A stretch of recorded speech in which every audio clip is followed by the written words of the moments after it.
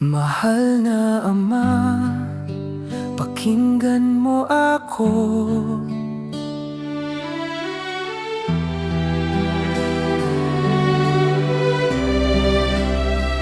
Mahal na Ama, sa langit na tahanan, itong munting anak, iyo'y nananawagan.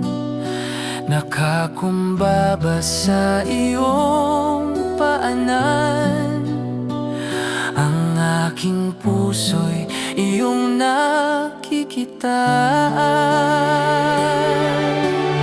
O Amang lubos ang pagmamahal, pakinggan ang hinaing ng iyong anak. Mga pangarap at mga dalangin